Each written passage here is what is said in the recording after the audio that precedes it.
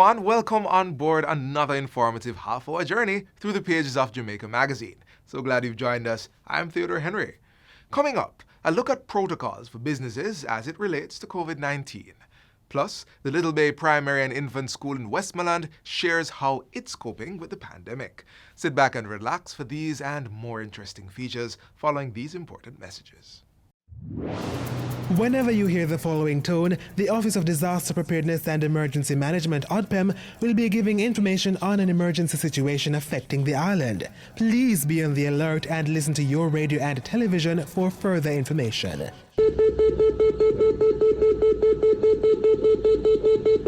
This was a test of the emergency alert system, brought to you by ODPEM. The JIS Heritage Competition is celebrating 10 years of youth expression on Jamaican history, culture, and tradition. If you're a primary level student, 9 to 12 years old, enter the essay competition. Write 400 to 500 words on the topic. I promise to stand up for justice, brotherhood, and peace. Identify a Jamaican from our past or an institution that exemplifies this statement from our national pledge and say why. Secondary level students, enter the poster competition. And tertiary students, send us your best snap for the photo competition. The topic, I promise to stand up for justice, brotherhood, and peace. Enter now and play your part in preserving our national heritage. Great prizes to be won. Competition closes October 24. For competition rules and guidelines, contact the JIS. We begin our voyage at the western tip of the island with the Little Bay Primary and Infant School in Westmoreland. It's taking a partnership approach to building a nurturing learning environment for children in the care of the school. Here's our team member Nikita Sterling taking us through that in this week's segment of Western Roundup.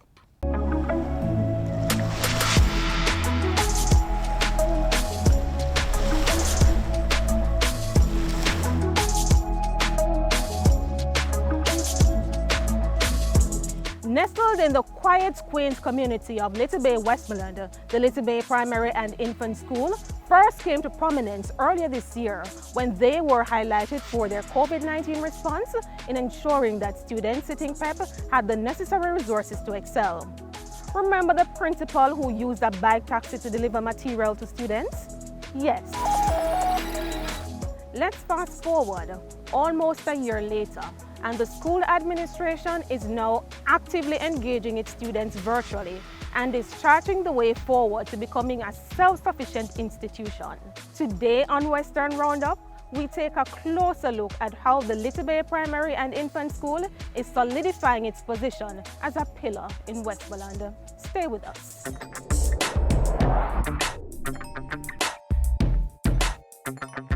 Hey, welcome to Little Bay Primary and Infant School, where we strive to serve and not to yield. We have a student population of approximately 186 students and growing. After COVID came, we saw the challenges and we partner with the Ministry of Education and we look at ways forward. Between then and now, we realize that the internet, of course, is a big challenge and it has proven and shown up the inequality that exists within the system. However, we are not daunted by the challenges. We see these challenges as a perfect opportunity to readapt, reinnovate, and also present opportunities to go forward. So thanks to Cornerstone Jamaica, which came on board and assisted us in collaboration with the Ministry of Education. So we set up a satellite internet program. We're the second school in Jamaica and also the Caribbean region to have this facility. This has definitely changed the whole technological operations of the school in several ways. What it means now is that we have more students who can access this facility. This facility can access up to 200 students without being interrupted. However, outside of that, we would still have some students who may not still have the devices. So what we're still working on is collaboration with the Ministry of Education, our Region 4, our regional director, and also education officers to ensure that we continue working. In addition to taking care of the educational needs of the children, the administration at the Little Bay Primary and Infant School is also ensuring that the social needs are met. We have an excellent school garden.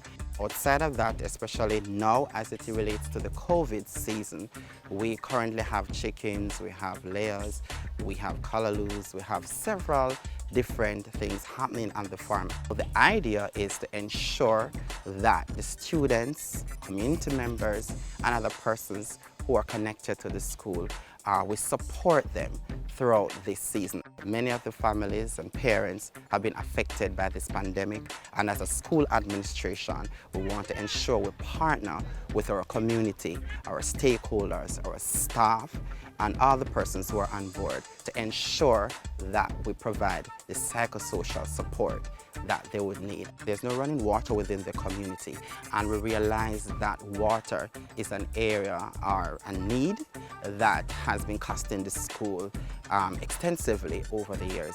Part of our sustainable project is to go into water harvesting. We want to use this means to thank the Rural Water Authority through the economic unit of the ministry, Office of the Prime Minister, to say a big thank you for this project. The tank that is presently built can accommodate up to 20,000 gallons of water, and that's enough to sustain our school and also supply the community in the event if there's a crisis.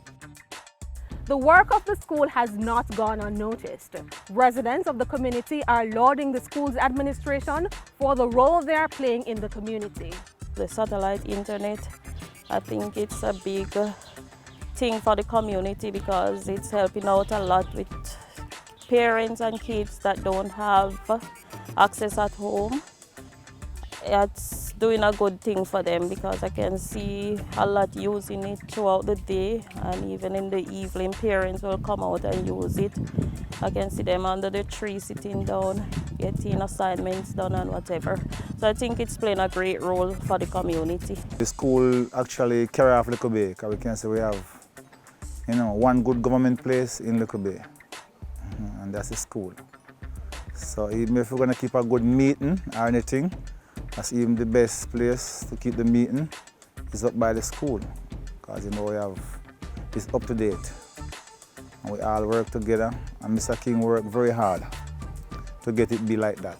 There can be no question about the hard work of the school administration, but the success of the school would not be possible without the support from the community and stakeholders. The community and the stakeholders have always been supportive to our school. We can call upon them at any time to help us with anything that we need. So we're very grateful to our community for their support to us always. Though the challenges are many, Mr. King is confident that the Little Bay Primary and Infant School will continue to make its community and by extension Westmoreland proud. Our vision for the school is tied in with the mandate and the objectives of the Ministry of Education and also our Regional 4 office and team. We will continue working as a school to become a self-sustainable and a self-sufficient institution. With our hard-working teachers, community members, stakeholders, we will continue to deliver a world-class education. Despite the uncertainties, the staff at the Little Bay Primary and Infant School continues to make preparations for the upcoming school year. But one thing's for sure, whatever the task ahead, they are ready to face the challenges. Thanks for watching Western Roundup, where we take you from the corners of St. Elizabeth to the hilly terrains of St. Anne. Until next time, walk good.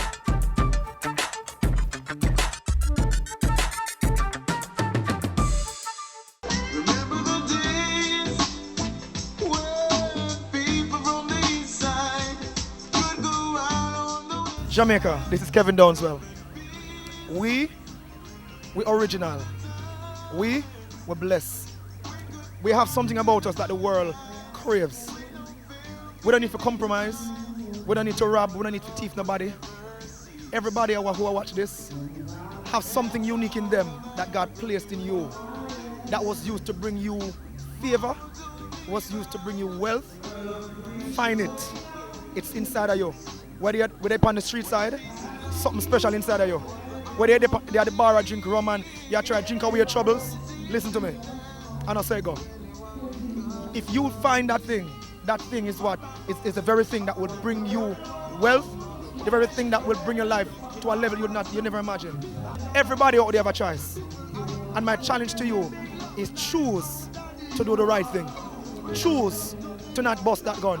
Choose to not smoke that weed. Choose the right thing. Your decision will create a habit, and your habit will create a future. That means if your decision is wrong every day, your future will end up being popped down. But if you decide that you're not going to do that, and you're going to stand up for the right, watch it, your future big. You're blessed, Jamaica. You're blessed, youth. You're blessed, girl. You're blessed. Love.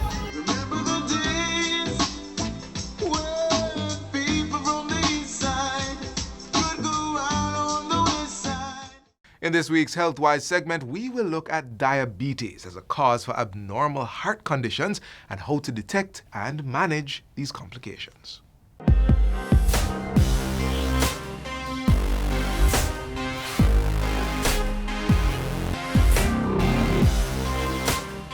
Diabetes is a common illness.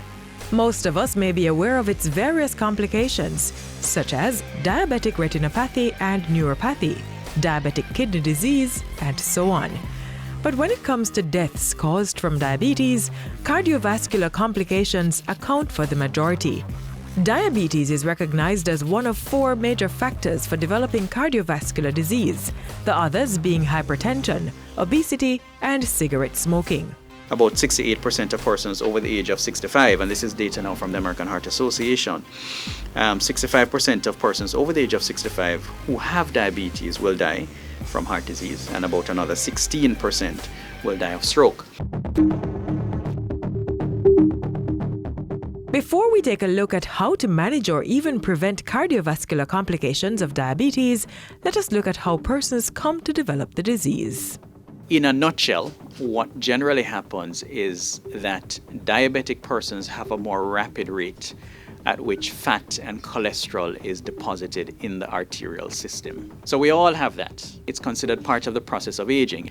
Fat and cholesterol is being laid down in our arteries. However, diabetic persons tend to have that happen at a more rapid rate. Okay? And as a result of that, what tends to happen is that diabetic persons will progress to a point where they have compromised vessels. So in other words, the lumen, the diameter of the vessel, is narrowed, the flow of blood is limited. And as the heart muscles become starved of blood, various acids accumulate and persons will tend to experience what is called angina, or a type of chest pain. You may get complete blockage of the vessel, which may now result in what is called a heart attack. Heart tissues are not meant to function in an environment where the blood sugar level is elevated. And so, another incidence of diabetic cardiovascular complication results where high blood sugar levels in persons who are diabetic becomes directly toxic to heart cells. This impairs the ability of blood vessels to open normally under conditions of stress, such as exercise, and also causes inflammation and impaired clotting of the blood. So if they are chronically exposed to those levels of elevated blood sugars, then there are biochemical consequences. There's weakness of the heart muscle, and patients, many of them, go on to developing heart failure and so on. The diagnosis of cardiovascular complications is more difficult in diabetics, where the symptoms appear unclear or may be different from the non-diabetic patient. Take, for example, a non-diabetic person with, say, coronary heart disease. Generally, they will say, well, look, doc, I felt pressing pain to the center of my chest. It's moving down my left arm. It comes on with activity. It stops when I stop engaging in whatever activity. It feels like a weight or like a pressure, like a squeezing sensation, and it's associated with other things like shortness of breath and so on. Diabetics, however, have a particular problem because they have damage to the nerves, and therefore they may not actually experience chest pain at all. If they do, it may not be the typical angina which we would normally expect a patient to describe. Okay, so oftentimes diabetic patients who are having cardiovascular disease will say that, doc, I just feel a little funny sensation in my chest, a little discomfort. I just feel short of breath, or I'm walking up the stairs, or I'm running after my grandkids and I find that I'm just out of breath. The rest of the diagnostic process, however, is similar and may include an echocardiogram (ECG), blood works, or various stress tests accessible at public health facilities and at the Heart Foundation of Jamaica. Generally, diabetic patients will have elevated blood sugars in their urine, which, if identified, serves as a red flag and need for more specific testing. A urinalysis or urine dipstick test is generally done as part of school medicals, oftentimes as a screening test for diabetes. As with every illness, early detection and prevention is key to having good health. It would be good every year for every person to be checked. If you're diabetic, you would have been told how often you need to check your blood sugar by your health professional. But if you're just doing checks and you're healthy otherwise, then at least once a year to check your cholesterol, your sugar, your blood pressure, do your ECG to see if there is any abnormality in the heart. The treatment of cardiovascular disease in diabetic patients is more holistic, involving lifestyle changes to include diet, exercise, and maintaining a healthy weight. In a nutshell, we advocate for, eating primarily fruits and vegetables, things like whole grains and nuts, limiting one's intake of fast foods with high fat content, high cholesterol, salt, and so on, and portion size management as well. More unprocessed foods, less of the very refined high sugar foods. So there are those foods that are obviously very high in sugar. So the typical recommendation, if you look at a plate, half of the plate should be more plant-based foods, leafy vegetables, and some fruit.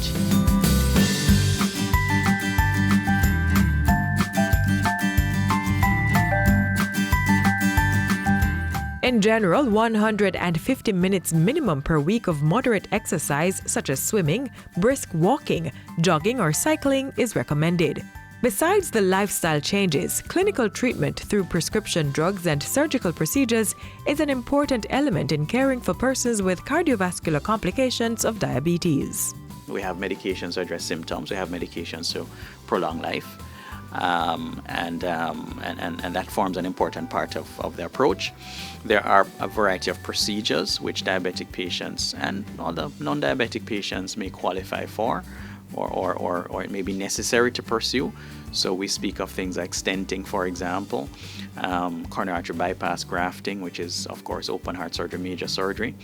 Diabetic patients we have a lower threshold for referring diabetics for that kind of procedure just because of the severity of their disease. Medications developed primarily for use by diabetic patients have been shown to have significant cardiovascular benefits as they reduce the risk of death and complications related to cardiovascular disease in diabetic patients. But with most of them still under patent, access is quite costly. Your best treatment option is to adopt healthy lifestyle practices that make you less prone to developing diabetes or cardiovascular disease.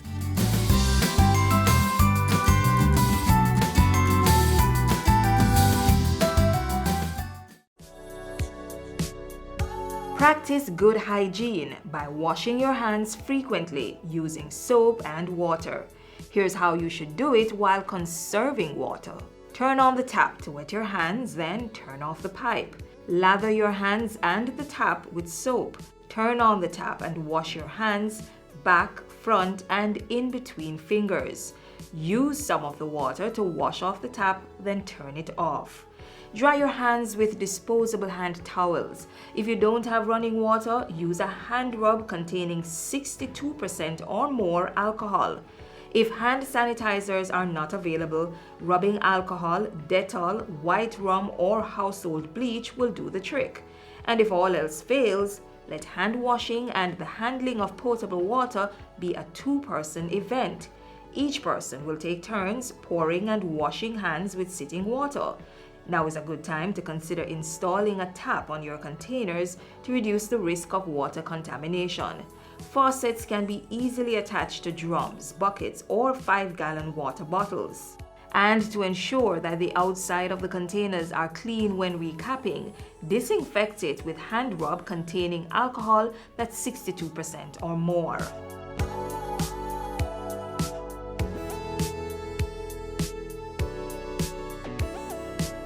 The 5 R's of water conservation are also necessary to practice. Reduce water wastage by investing in water-saving devices. Reuse water at least twice before discarding. Replace leaking pipes, faucets, and other plumbing equipment. Recycle wastewater and use it for gardening, car washing, or cleaning of public spaces. And reclaim water through rainwater harvesting. We all must play our part to ensure there's water to combat the coronavirus and stave off prolonged drought.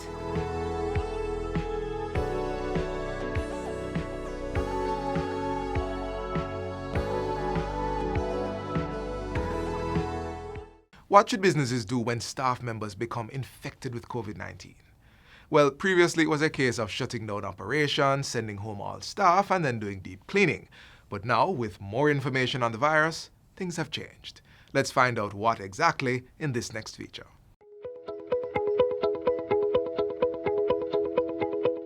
This workplace protocol is in keeping with the new phase, the latest phase of COVID-19, which is the community transmission phase.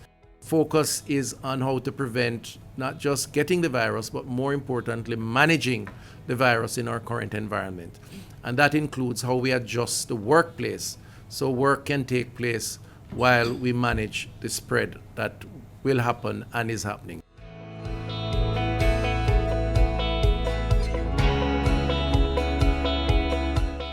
What employers and employees have to recognize is we no longer know who are the positive persons, because there are several positive persons in our community. They look just like you. They move around just like you. They're not having symptoms. They don't know that they're positive, and you're not going to know they're positive. It makes sense, therefore, that everything that you do in your daily operations, whether it is in your home, whether it is in your community, whether it is in your workplace, that those measures are sufficient to protect you and to protect others. And that is why we have the infection prevention and control measures. Organizations need to put in place daily cleaning protocols that are sufficient to kill any virus particles that may remain on surfaces where droplets may fall. Now, basic workplace rules are important for persons wherever it is that you work. And workers are required to wear a mask at work. And they must hand sanitize before entering their work area. Physical distancing, whether you're in an office, whether you're on a factory floor, whatever work it is that you do, physical distancing must be maintained at all work areas. Hand sanitization as you move from one work area to the next is important. In this way, you can even have somebody that is positive, who don't know that they're positive, working alongside you, but they are not transmitting infection to you. They are not exposing you because they are protecting themselves, and you protect yourself as well to decrease that risk of transmission. Management must play an important part in advising workers about COVID-19. Workers are to be advised that if they develop a fever or they're not feeling well, then they should call in and stay home. Workplaces must make those allowances to prevent the possibility of somebody who is symptomatic coming to work. If persons are not feeling better after a few days at home, then they should seek medical advice, and that may include doing a test. If they have done a test and the test is positive, they will be required to stay at home for a minimum of 14 days, including 3 symptom-free days after symptoms are resolved. Now, because whatever workplace they're coming from has been observing all the workplace protocols, and that person would have been in a mask at work, would have been hand sanitizing as they move from area to area, then there is no need to close your business or to send home other workers. If someone in the workplace is observed to be ill, and to have a fever or respiratory symptoms, then that person should be sent home. Now, the area in which the person was should be wiped with a mild bleach solution and the surfaces wiped with disinfectant or alcohol. Now, once this is done and the area is dry, then that area is safe to be used. Now, persons who are in contact with a person who was symptomatic, showing symptoms, then those persons, if they have been adhering to their IPC measures, their infection prevention and control measures, then there is no need for those persons to go home. They are allowed to come to work. However, they must obey the instructions and the advice that have been offered from the workplace to say that they must adhere to all infection prevention and control measures. And if they start to feel ill, they must stay home and report that they are ill.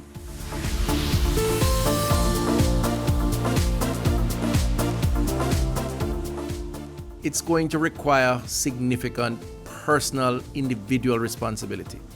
The community transmission phase is a phase that requires an all-of-society approach more than any other phase. Everyone has to play their part. That's why we say everyone counts.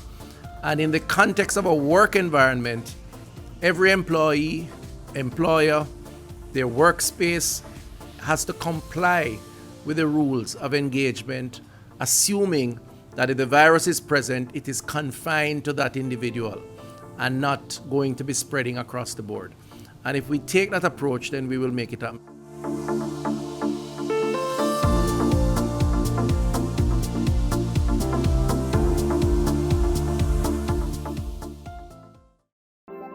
Jamaica Eye can help you protect our citizens.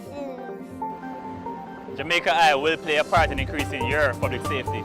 Jamaica Eye is part of an island-wide network of camera surveillance systems designed to increase the safety of you, our citizens. If you have a camera system outside your home or office facing a public space, log on to jamaicai.gov.jm today. Jamaica Eye, we're all connected. The Ministry of National Security, creating a safer and prosperous Jamaica. Jamaica Social Investment Fund, JSIF, celebrating over 20 years of investment in community development. JSIF has forged relationships with international funding partners as well as private and public sector entities. Let us continue to invest to reduce vulnerabilities. Let us build our social capital and resilient infrastructures to ensure full participation in Vision 2030. JSIF, investing for community development. And that brings us to the end of our journey on Jamaica Magazine today. Be sure to join us again tomorrow for another informative show. Until then, continue to watch this and other programs by logging on to our website at jis.gov.jm or subscribing to our YouTube channel. You may also find us on all the major social media platforms and through our mobile app that's Android and iOS compatible. On behalf of the entire production team, I'm Theodore Henry, urging you to stay COVID-19 free. This has been a production of the Jamaica Information Service, the voice of Jamaica.